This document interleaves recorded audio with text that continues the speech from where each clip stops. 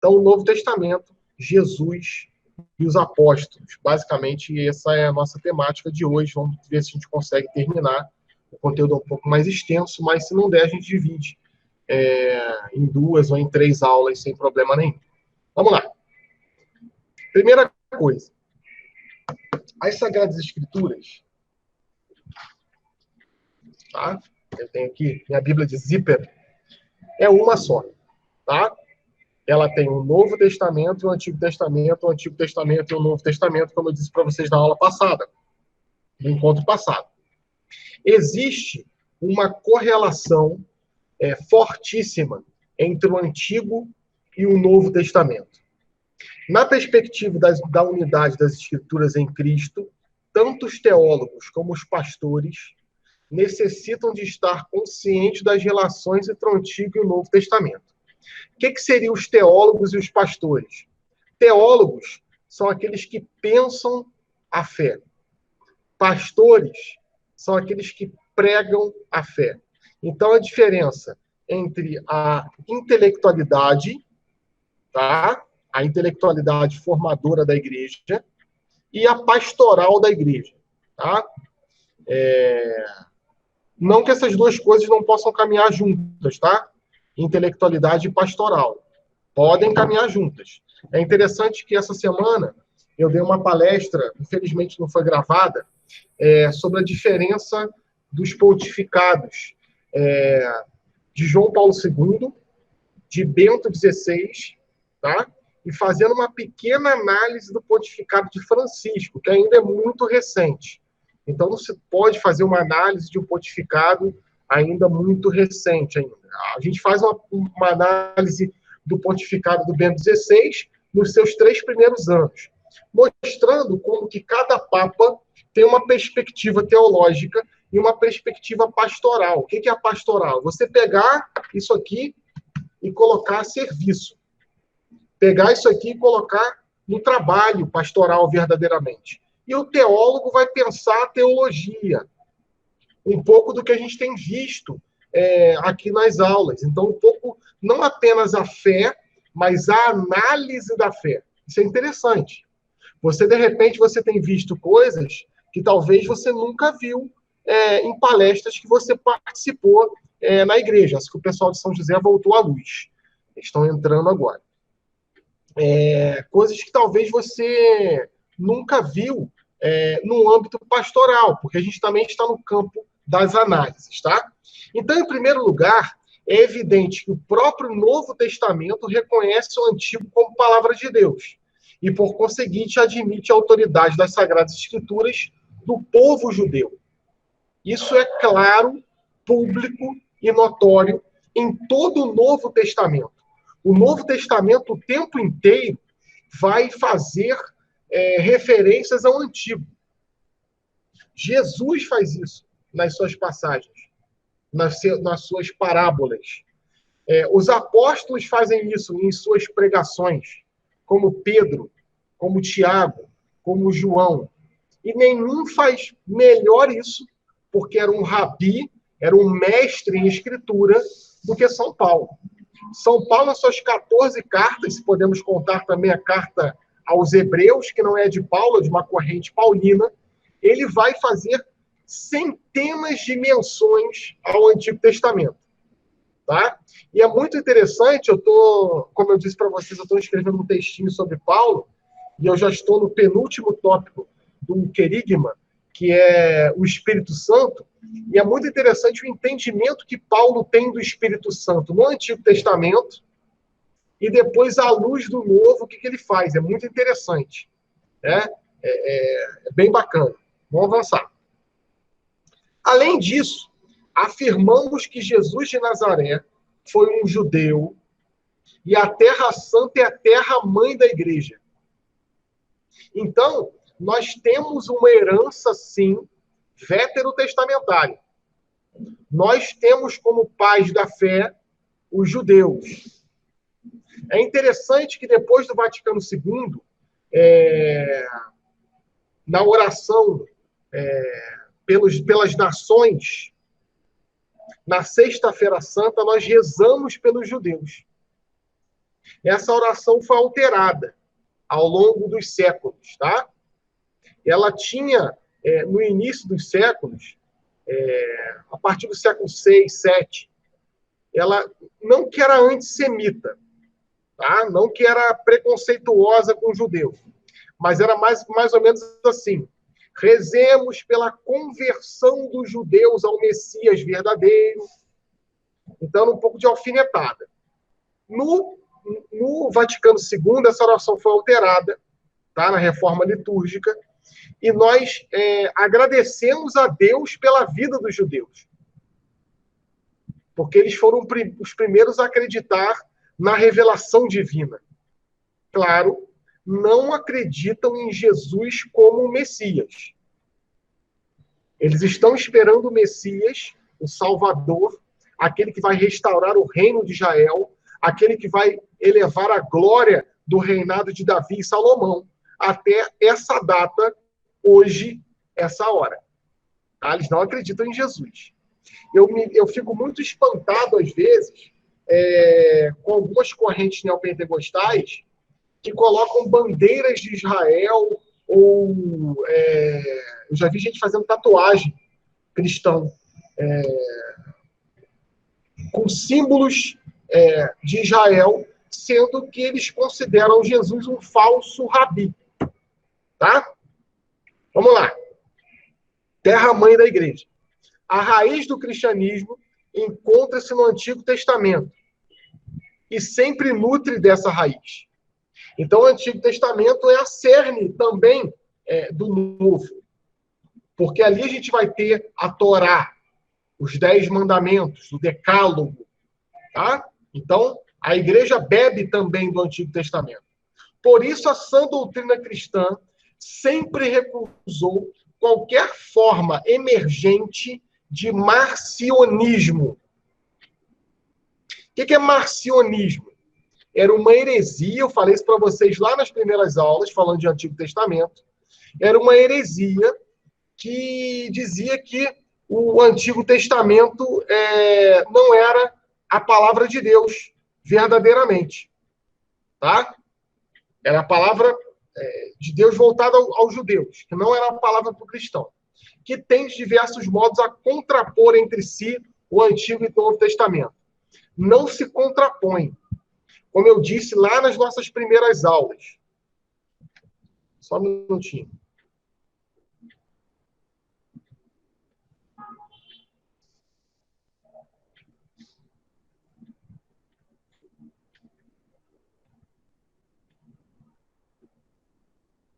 O filho está perguntando se pode dormir na casa do amiguinho. Pode deixar que depois eu vou editar, tá? Vamos lá. Então é isso. O Antigo Testamento é a primeira aliança. O Novo Testamento é a nova e eterna aliança. Nos 4 evangelhos, tá? Mateus, Marcos, Lucas e João, a este propósito, Jesus declara que a Escritura não pode ser anulada. Jesus, nesse sentido, ele não vem apagar o Antigo Testamento. Ele não vem abolir o Antigo Testamento. Ele vem dar sentido ao Antigo Testamento. Porque vamos combinar. O Antigo Testamento sem o Novo é um livro incompleto. Totalmente incompleto. Quem vai falar de maneira particular isso, mais uma vez, né, o grande primeiro teólogo da história do cristianismo é São Paulo, tá? E depois a gente tem Agostinho de Hipona, tá? Sem dúvida nenhuma. Quem vai falar isso é Paulo. Inclusive, ele vai falar: a letra mata e o espírito vivifica. Vamos pegar lá em Romanos 15, 4. O pessoal de São José está aí?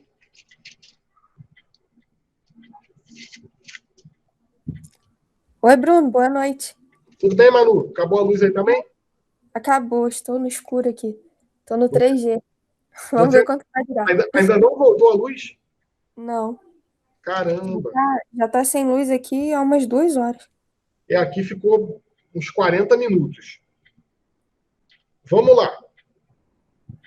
Pois também Cristo, São Paulo aos Romanos, tá? São Paulo aos Romanos, a gente tem que entender que é uma carta à comunidade judia que morava em Roma, tá? Basicamente é isso. Pois também Cristo não buscou sua própria satisfação, mas conforme está escrito, os insultos do que te injuriaram caíram sobre mim. Aí vai falar a parte que é importante. Ora, tudo que se escreveu no passado é para nosso ensinamento que foi escrito, a fim de que, pela perseverança e pela consolação que nos proporcionam as Escrituras, tenhamos esperança. Então, mostrando o quê? Que as Sagradas Escrituras são uníssono. É uma voz que fala. Tá? Deus Pai no Antigo Testamento. Isso é uma visão chamada visão por apropriação. No Antigo Testamento é Deus Pai. No Novo Testamento é o Deus Filho. E nos Atos dos Apóstolos, que estão até hoje, né, nós somos apóstolos de Jesus, é o Espírito Santo. Vamos lá. Além disso, o próprio Novo Testamento se diz em conformidade com o Antigo e proclama que o ministério da vida e morte e ressurreição de Cristo encontra-se em seu perfeito cumprimento das Escrituras e do povo judeu.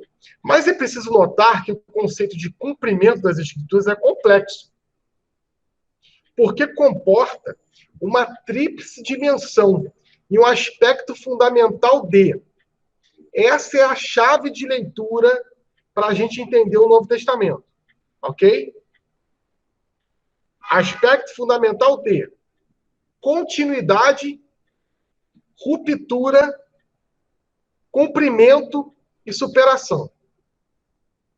Esses 4 tópicos que estão grifados em vermelho são chaves de leituras para que a gente possa entender a mensagem de Jesus. Bruno, como que uma coisa pode ser continuidade e ruptura ao mesmo tempo? Calma, que a gente vai chegar lá. Tá? O mistério pascal de Cristo está plenamente de acordo, embora de uma forma que era imprevisível. Eu já disse para vocês, isso é uma análise hermenêutica, tá? Está analisando o texto a fundo. Nenhum profeta, quando anunciava Jesus, quando anunciava o Messias, olha isso, presta atenção, gente. Nenhum profeta, quando anunciava o Messias, imaginava isso aqui, ó.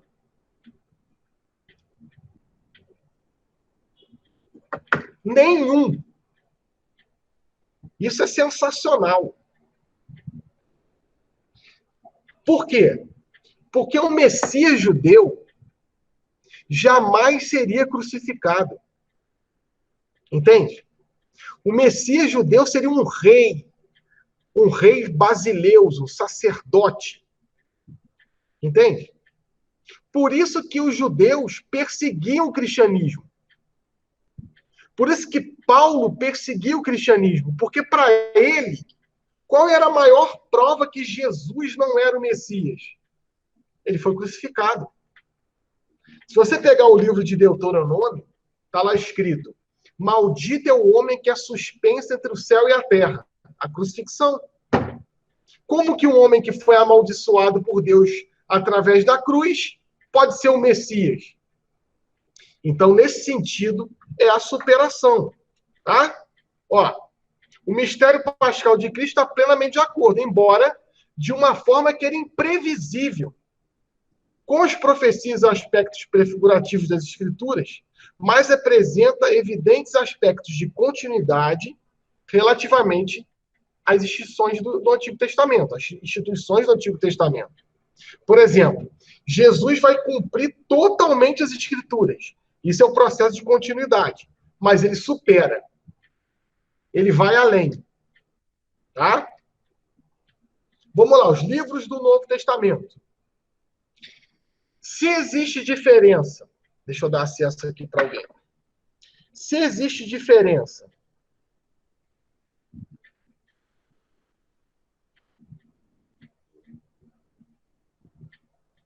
no cânone bíblico católico e no cânone bíblico luterano e assim protestante, tá? No Antigo Testamento, no Novo Testamento isso não existe, tá?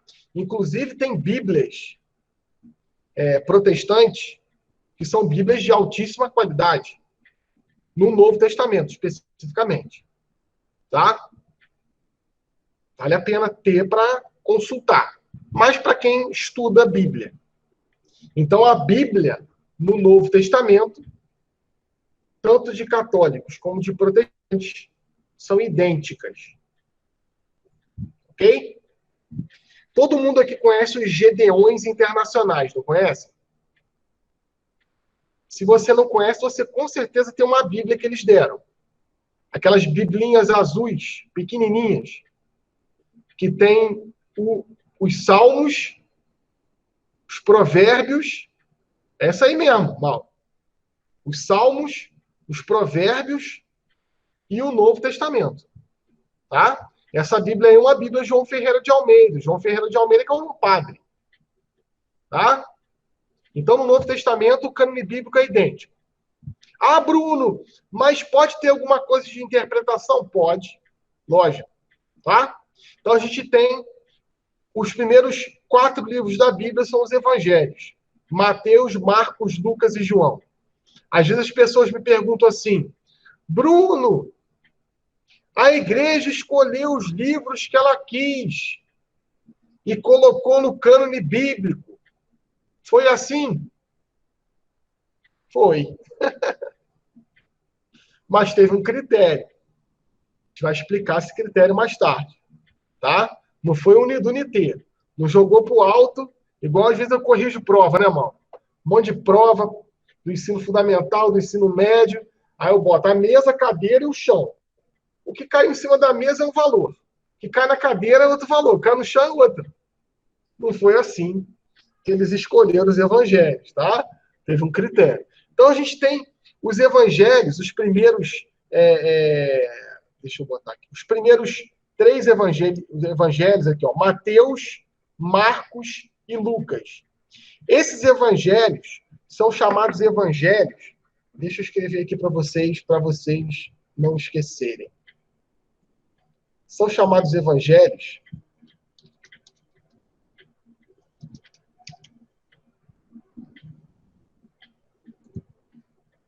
sinóticos.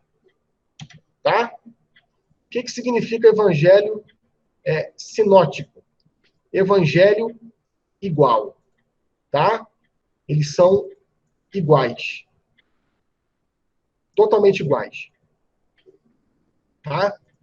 Nesse sentido, deixa eu só sair aqui rapidinho. Isso foi. Nesse sentido, se você pegar uma passagem que tem em Mateus, vai ter em Marcos e vai ter em Lucas. É interessante se você pega a sua Bíblia, e qualquer Bíblia tem isso, tá? Desde as mais simples até as mais complexas. Você pega, por exemplo, o Evangelho de Lucas, tá? Mateus. Ó, Mateus 5, as bem-aventuranças. Isso não vai ter em nenhum outro evangelho. Mas vai ter referência em Lucas 6. Então, de certa feita, mesmo quando não tem idêntico, tem alguma referência. Então, são os evangelhos sinóticos. Nós temos o evangelho de João. O evangelho de João é muito interessante, porque o evangelho de João foi escrito em grego clássico. Como que um judeu, que era um pescador, escreveu em grego clássico? Um grego que foram escritos livros como o Timeu, como a Política, de Platão. Como? Se João, coitado, mal sabia escrever o seu próprio nome. João foi preso na ilha de Patmos e lá ele converteu um judeu de origem grega, um judeu helênico, que fala. E ele ditou toda a história para esse judeu de origem grega, que era um filósofo. E é por isso que o Evangelho de João, gente, é lindo. Porque, além do judeu escutar João falando, ele escreveu com maestria. Olha que interessante. E aí nós temos as 14 cartas atribuídas a Paulo. Aliás, o Atos dos Apóstolos, tá? Pulei. O Atos dos Apóstolos é escrito por Lucas, que é um discípulo de Paulo, tá? Marcos é discípulo de Pedro. Tem até uma treta com Marcos e Paulo, tá? Eles brigam. Na igreja, os líderes não deveriam brigar, mas às vezes brigam. O que é interessante é que quando eles vão para a missão, quando eles brigam, ao invés de ter duas missões, uma missão passa a ter duas missões, tá? Depois eles fazem as pazes, Marcos vai encontrar a Paula, aquela coisa toda. E nós temos as 14 cartas de São Paulo. Bruno, todas essas cartas foram escritas por São Paulo? Não. Tá? A gente tem as cartas chamadas cartas autorais e as cartas chamadas deuteropaulinas. Isso dificilmente você vai escutar na missa, tá, gente? O padre não vai falar assim, segunda carta, leitura da carta de São Paulo ao Timóteo. Ele não vai falar, leitura da carta deuteropaulina de Timóteo. Não vai falar isso, tá? Porque isso não tem muito sentido na questão pastoral. Mas Paulo escreveu não de próprio punho. Porque como ele era um rabi, um mestre, já era comum ele ter escribas que andavam com ele. Olha que passagem sensacional essa aqui, gente.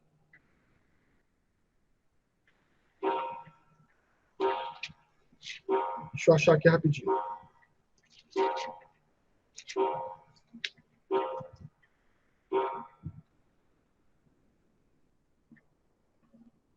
Primeiro Coríntios, tá? 1 Coríntios 16, 20. Deixa eu colocar aqui, que às vezes o pessoal me pede para anotar, né?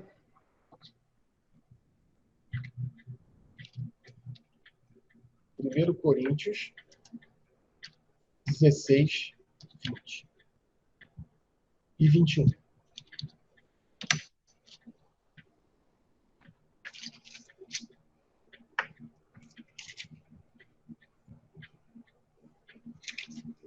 Olha que coisa sensacional. Vou pegar a 19, tá? Ele tá se despedindo aqui, tá, gente? Ele tá se despedindo da comunidade, ok? Ó, aqui no finalzinho da carta, ó. Que termina. Saúdam-vos as igrejas da Ásia. Enviam efusivas saudações do Senhor. Áquila e Priscila, que era um casal que estava lá em Roma.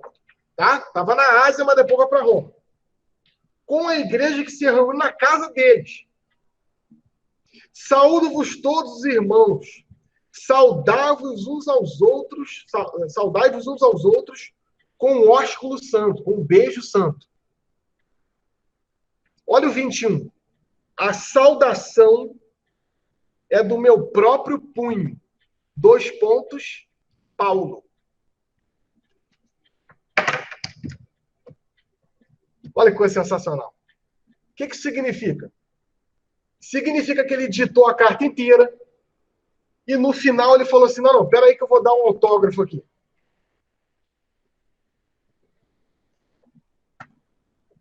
Genial, né? Muito legal. E aí nós temos as cartas. As cartas de São Paulo, gente. Paulo é o primeiro autor do Novo Testamento. A primeira carta aos Tessalonicenses é antes do Evangelho de Marcos. O Evangelho de Marcos é no ano 53. Tá? A carta aos Tessalonicenses é antes disso. Nós temos a divisão. Os Evangelhos, Atos dos Apóstolos. É um bloco separado, tá? Nós temos o primeiro bloco, os Evangelhos. Atos dos Apóstolos, Cartas Paulinas, Cartas Católicas e Apocalipse. Tá? Existem outras divisões, como, por exemplo, Cartas de São Paulo até Filemon, tá? Ou até 2 Tessalonicenses, Cartas Católicas e Apocalipse. Deixa eu pegar um livro rapidinho para mostrar para vocês. Tá faltando um livro aqui, mas tudo bem.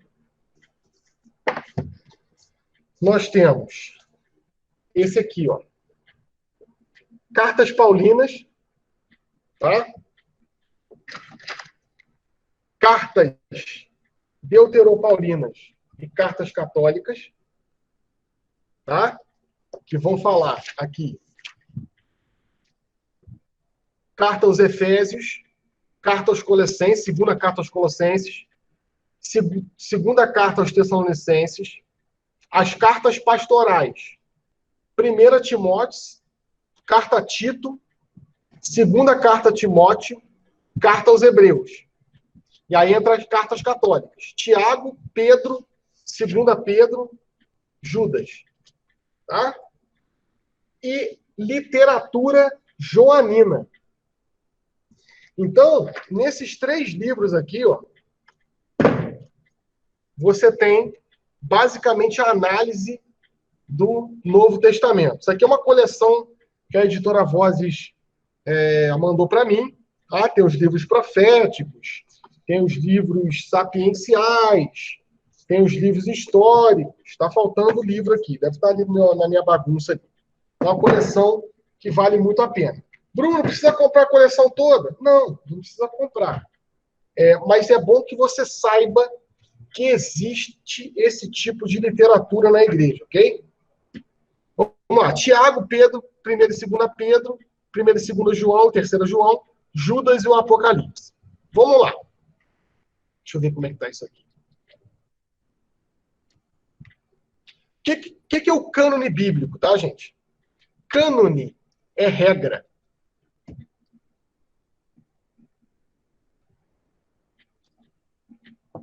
Na origem da igreja, aí a gente tem uma pintura belíssima de Rafael, né? Mestre Rafael, Rafael Sanzio. Ele que pintou lá a escola de Atenas, né? O grande pintor renascentista. Isso aí é Paulo no Areópago. Paulo prega no mundo grego, em grego. Paulo era um gênio, né? A gente depois vai falar um pouco das cartas paulinas, também mais tarde. Falamos um pouco já, mas a gente vai dentro desse bloco falar um pouco. Então, Paulo não foi pregar no Areópago para os filósofos e falou assim, oi, gente, tudo bem? Pegue sua Bíblia e abra no Evangelho de Mateus. Não, nem tinha Evangelho de Mateus. Então, nas origens da igreja, a regra de fé e os ensinamentos de Jesus se encontravam na oralidade. E aí a gente louva a Deus por a mensagem de Jesus ter sido recebida primeiro por judeus, né? Porque se fosse no Brasil, a gente estava enrolado. Porque, né, não ri não, Mauro, é sério. Porque no Brasil, quem conta um conto aumenta um ponto. Né? É sempre assim. Tá? Lá não. Lá é ipsilíteris. Exatamente o que está escrito. Transmitida pelos primeiros apóstolos e primeiros discípulos de Jesus. Então a mensagem era uma mensagem de oralidade. Um contou para um, que contou para o outro, que passou para um. Tá? Essa é justamente, tá, a base do critério da escolha dos evangelhos. A gente vai chegar um pouco mais para lá. Vamos lá. Com o passar dos anos, sentiu-se a urgência de considerar por escrito os ensinamentos de Jesus e os seus traços mais ressaltantes. O que eu disse para vocês na aula passada? Nos evangelhos, está toda a vida de Jesus? Não. Com certeza, gente, ficou muita coisa oculta. Tá? Muita coisa oculta. Mas foram os traços mais ressaltantes de sua vida. E essa é a origem dos evangelhos. Agora, gente, olha que interessante. Se os evangelhos tivessem ficado lá na Judéia, não teria necessidade nenhuma de ter livro escrito. Porque apesar do judeu ter as Sagradas Escrituras, eles têm uma tradição muito mais oral do que escrita. Vocês já viram um adolescente, quando vai fazer a cerimônia de iniciação ao judaísmo, o Bar Mitzvah, tá? E eles ficam no Muro das Lamentações, né, que é o muro de Zorobabel, que reconstruiu o muro, né? Eles ficam lá fazendo movimentos repetitivos. Já viram isso? Porque eles gravam as Sagradas Escrituras. Eles decoram as Sagradas Escrituras. Naquela época e hoje. Tá? O Islã também é um pouco assim. Ok? Agora, por que precisa escrever os evangelhos? Porque a mensagem de Jesus é muito clara. Jesus não quer que a sua mensagem fique só na Judéia. Jesus não quer que a sua mensagem fique só na Galileia. Nas 204 cidades que Jesus passou na Galileia, rasgava sandálias andando na Galileia. A mensagem de Jesus não é para ficar só nas cadeias que Paulo pregou. Não. A mensagem de Jesus é para todo mundo. Olha que oportunidade bonita que a gente tem, gente. Eu estou em Petrópolis, Vitória está em Petrópolis, a gente tem o Mauro que está no Rio, a Manu que está em São José do Vale do Rio Preto, o Isonel que está em Vitória da Conquista, em Barreiras.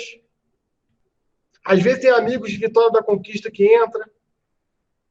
Olha, a gente ficar imaginando o que Jesus disse no Evangelho, né? Há 2000 anos atrás. E, de certa maneira, essa mensagem de Jesus está hoje reverberando em nossos ouvidos. Gente, isso é sensacional. Isso é incrível, cara. Às vezes eu falo isso para os universitários, né? Introdução à teologia, principalmente. Todos os alunos da faculdade têm introdução à teologia. E às vezes é muito penoso para eles, porque eles não são cristãos, às vezes. E aí tem que ter uma disciplina de cristianismo. Claro que não é propaganda enganosa. Na frente da universidade tem escrito lá católico, grandão. Ninguém é obrigado a estar ali. Mas no período que eu dei aula de teologia, mais de 12 anos, seguidos, ininterruptamente, agora eu estou um pouco afastado por conta de carga horária de outros professores que têm que ser compostas. Eu sempre disse, gente, olha só, você não precisa ser cristão ou acreditar que Jesus é Deus. Vou repetir. Você não precisa ser cristão, nem acreditar que Jesus é Deus, para perceber que essa história mudou a humanidade. Por isso que foi escrito os evangelhos. Talvez esses evangelhos, talvez não, muito seguramente, se os evangelhos não fossem escritos, se os evangelhos ficassem só no campo da oralidade, talvez não estaríamos aqui hoje. Tá? A palavra cânone vem do grego cânon. Cânon que significa regra. Regra de fé medida. A formação do cânon no Novo Testamento deu-se de forma gradual, tá? De modo que até o ano 400 da nossa era cristã, lógico, tá? Isso quer dizer, há 1.600 anos atrás, não existia mais dúvida a esse respeito. Teve discussão? Teve. Teve briga? Teve tapa na cara e tudo. O bicho pegou. Uns defendendo uma corrente, outros defendendo outra, mas o que a gente tem é o cânone bíblico. Nós temos essa pintura belíssima que eu gosto muito, que são os 4 evangelistas. Agora, o que é interessante é que isso nunca aconteceu. Tá? Ou, pelo menos, não se tem registro que tenha acontecido. O que significa isso? Os 4 evangelistas juntos. E isso é uma das formas também de critério dos evangelhos. Essa parte, gente, acho que vai dar tempo da gente falar. É uma das partes que eu mais gosto de falar de todo o conteúdo do Novo Testamento. Porque é muito interessante. Então, eu te peço agora para redobrar sua atenção. Vamos lá. A gente tem São Mateus, que a imagem é um homem. Tá? São Mateus, Levi, foi testemunho ocular. São Mateus viu Jesus. São Mateus ficou durante 3 anos com o Senhor. Seguindo adiante, Jesus viu um homem chamado Mateus, sentado diante da mesa de impostos, disse-lhe, segue-me. Ele levantou e seguiu. Tá? São Mateus é um dos 12, do círculo íntimo de Jesus. Então, você tem um evangelho escrito por alguém que viu Jesus, por alguém que foi testemunho ocular de Jesus. Vamos colocar aqui na minha mesa que está uma bagunça, que eu tenho até vergonha de mostrar para vocês. Tem todos os 50 evangelhos. Todos os 50 relatos da vida de Jesus. E a gente precisa escolher. 4 não. A gente vai escolher aqueles que a gente julgar que tem que escolher. E aí a gente conta de Mateus. Mateus viu Jesus. Mateus era letrado. Mateus sabia ler e escrever. Mateus escreve seu evangelho para a comunidade judaica. Ele quer converter os seus irmãos. Mateus escreve um texto narrativo. Pô, olha só, então, separa o texto de Mateus. Separa e bota aqui. Pum. Aí a gente avança. Olha que belíssima a imagem de Mateus. Tá? Marcos. A imagem de Marcos é o leão. Tá? Que está no deserto.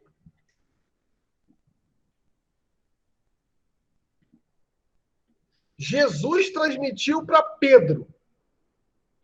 Pedro transmitiu para Marcos, que escreveu o evangelho exatamente igual ao de Mateus que viu. Opa! Separa. Mateus viu Marcos? Não tem nenhuma prova disso. É possível? É. Eles eram contemporâneos? Eram. Porque Marcos foi convertido por Pedro. Olha que interessante. Saúdos a comunidades escondidas da Babilônia. E também é meu filho Marcos. Isso está lá em 1 Pedro 5,13. Tá? Marcos é o primeiro evangelho. Marcos vai escrever para os judeus da diáspora. O que significa? Para os judeus que não moram na Judéia. Tá? Tá lá na Babilônia. Vamos lá. Olha que bonita a imagem de São Marcos. Agora piora, tá? Se você achou um telefone sem fio com Marcos, Jesus falou para Pedro, que falou para Marcos, que falou que escreveu o evangelho, que é igual o cara que viu, tá? Agora piora. São Lucas. Ó. Paulo se converte ao cristianismo. Aprende dos apóstolos e discípulos de Jesus. Isto é, de pessoas que foram testemunhas oculares. Paulo transmite para Lucas, que escreve o evangelho, que é exatamente igual ao de Mateus que viu. Opa, separa. Olha que sensacional. Então é o seguinte. Paulo viu Jesus? Não. Paulo não viu Jesus. Paulo teve uma experiência mística. Os critérios de escolha do evangelho foram critérios objetivos, não subjetivos. Paulo viu Jesus? Não viu. Paulo viu Pedro. e os discípulos. Os discípulos, como Ananias, como o próprio Pedro, contou a história de Jesus para Paulo. Paulo contou para Lucas. E contou de uma tal forma que ele escreve o evangelho exatamente igual ao cara que viu Jesus. Entende o critério? A igreja escolheu os evangelhos que ela quis. Sim. Mas com critérios. E um dos critérios foram esses. Tá? Eu falei isso para vocês. Na verdade, eu estou repetindo uma aula. Olha o evangelho de Lucas. Tá? E João. Eram 4 horas da tarde. João era o apóstolo mais novo. Aqui está a águia, né? Porque ele escreve belíssimamente. Tá? João era o mais novo. João, quando Jesus faleceu, ótimo, né? Quando Jesus foi crucificado, ele tinha aproximadamente uns 16 anos, 15 anos. Por isso que ele era o discípulo que Jesus amava. Ele era o caçula da companhia. Tá? Ó. Além disso, o próprio Novo Testamento se diz em conformidade com o Antigo. Proclama que o ministério da morte de Jesus, aí vai. Né? Isso aí eu já tinha lido para vocês. O Novo Testamento é a continuidade da revelação. Olha que interessante, ó. Adão e Eva sendo expulsos do paraíso. Um pouco da pergunta que a Vitória fez no final da aula passada. Por Eva, o pecado. Por Maria, a salvação. Olha, é a união plena do antigo com o novo. Jesus é o novo Adão. Paulo vai falar isso. Tá? Se Maria é a nova Eva, Jesus é o novo Adão. Então, essa é a continuidade. Agora, tem a ruptura. Eu já expliquei para você essa passagem algumas vezes. É o primeiro capítulo, na verdade, o segundo capítulo. Primeiro, aliás. Do meu livrinho lá, Sermão da Montanha. Jesus aqui ele rompe totalmente com o judaísmo.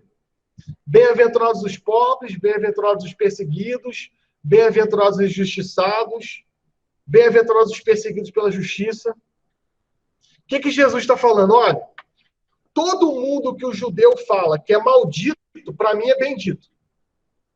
Todo mundo que o judeu fala que não quer, eu quero. Olha, por isso que sempre quando eu vou em algum lugar falar da igreja, ou falar de Jesus, e alguém me fala, Bruno, a igreja, a igreja, a igreja. Eu costumo dizer uma frase que é um pouco isso de Jesus também, né? Não somos uma sociedade de perfeitos. Não somos. Longe disso. E aí a sociedade como um todo, tá?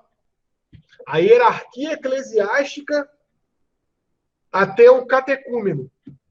Até aquele que está esperando os sacramentos. Não somos perfeitos. E é esse que Jesus quer. É esse que Jesus chama. Por exemplo, o jovem rico. Quem se apresenta para Jesus é o jovem rico, não Jesus é o jovem rico. Jesus se apresenta a samaritana. Jesus se apresenta a Mateus, a Bartimeu. Jesus não se apresenta a Nicodemos. Se você pegar Nicodemos e o jovem rico, eram pessoas justas. Eram pessoas que talvez, pelos méritos de Cristo na cruz, receberiam a salvação. Porque a Igreja Católica fala isso.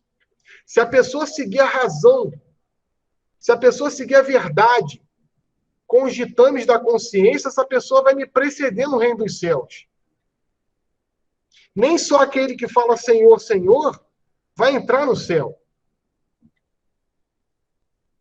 Agora, Quem se apresenta para Jesus é o jovem rico. Ele era um justo. Inclusive fala, né? Senhor, eu cumpro os mandamentos desde minha infância. Só que Jesus quer algo além, né? Tá, se você quer ser perfeito, distribui os seus bens, doa aos pobres e depois me siga. E é por isso que a igreja, gente, em todos os documentos dela, ela vai reiterar a sua preferência pelo pobre. Agora, a pobreza tem múltiplas facetas. Claro que quando a gente fala de pobre, a primeira coisa que toca aos nossos olhos, ou a nossa lembrança ou memória, é alguém que não tem o que comer verdadeiramente. É a miséria. Tem lugares, gente, que eu visito que é tão pobre que nem lixo para revirar tem. Eu moro em frente a uma lixeira aqui. Na minha casa, em frente à minha casa tem uma lixeira. Não passa meia hora sem que tenha alguém revirando ali. Eu moro num bairro de periferia. Tem lugares que é tão pobre que não tem nem geração de riqueza para ter lixo. Só que existe uma pobreza que é pior do que essa, que é a pobreza espiritual. O padre Francisco aqui da minha comunidade fala, né? Tem gente que é tão pobre, mas tão pobre, que só tem dinheiro. Está no livro. Jesus veio para esse. Para esse que é pobre, pobre, que não tem nada, são os anauins, os pobres de Javé.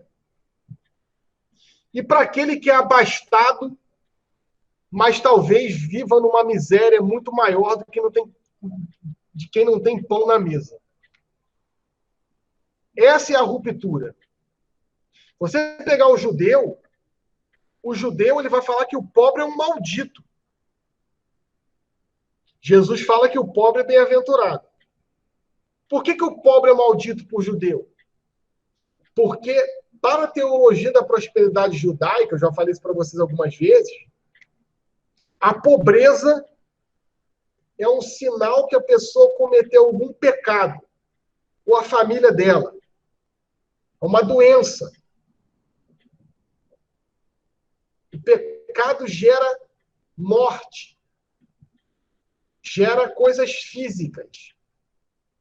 Então, quando você vê uma pessoa próspera, uma pessoa com muitos filhos na sua casa, uma pessoa rica, é porque Deus abençoou a vida dela.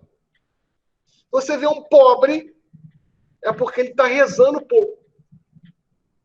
Ou cometeu algum pecado, Deus está castigando ele. Sabe o que é mais triste? É que essa maldição dessa interpretação bíblica torta entrou no cristianismo. Principalmente através dos escritos de João Calvino. E é a famosa teologia da prosperidade. Quem já viu um adesivo no carro assim? Foi Deus que me deu. Teologia da prosperidade. Quem já viu um jogador de futebol falando assim? Nós vencemos hoje, o Senhor me abençoou. Assim, abençoou ele que ganhou, amaldiçoou outro que perdeu, né? Olha, é teologia da prosperidade. Podia falar, eu quero agradecer a Deus por ter tido o dom de jogar bola.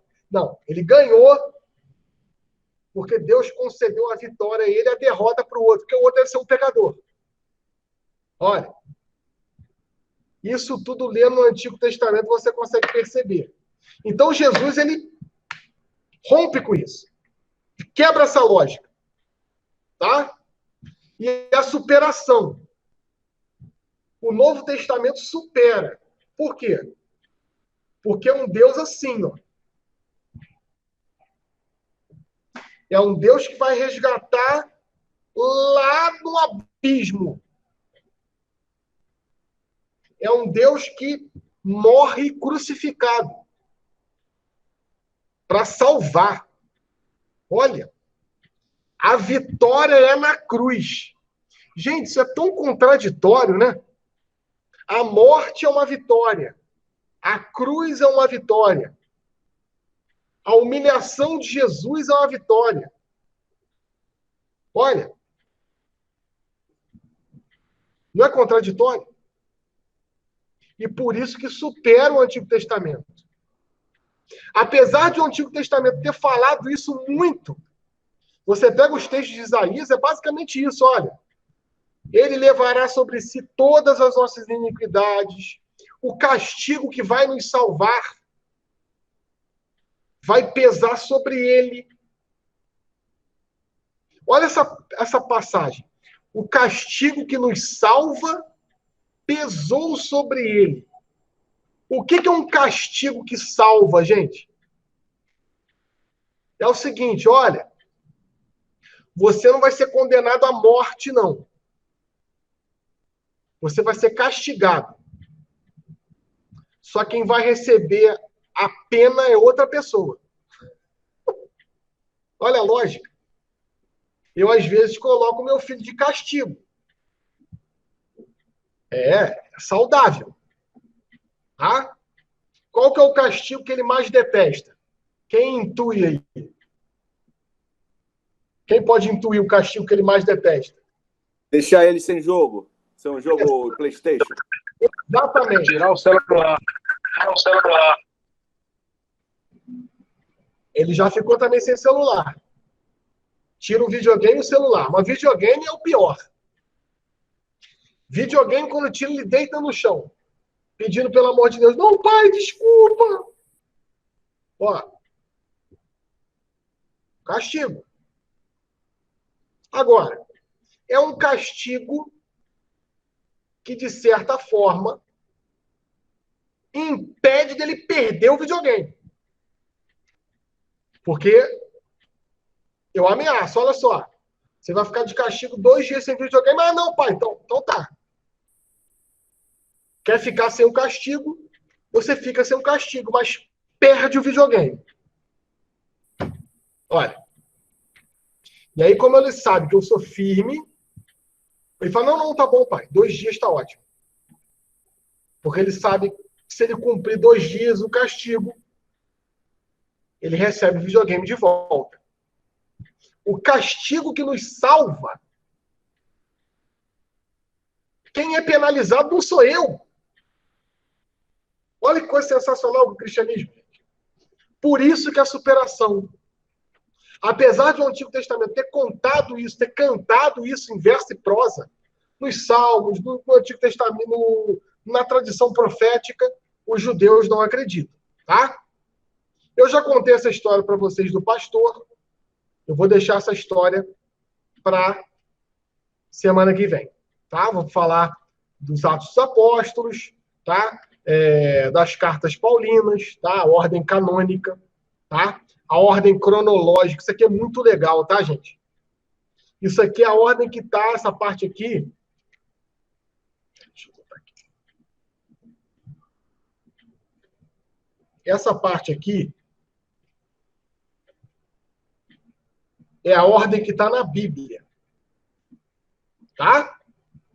Romanos, 1ª e 2ª Coríntios, papapá. E essa é a ordem cronológica de como foi escrita. Então, por exemplo, se você quiser uma história só, você tem que ler 1ª Tessalonicenses, 2ª Coríntios, tá? E as que estão em vermelho são as que Paulo verdadeiramente escreveu. As outras são de correntes de discípulos de Paulo. Olha que bonito. Bruno, por que entrou então Romanos primeiro e não Tessalonicenses? Por conta da importância da carta. Filêmon é a última carta, porque é a menor. E assim sucessivamente. Tá? Então a gente vai parando por aqui.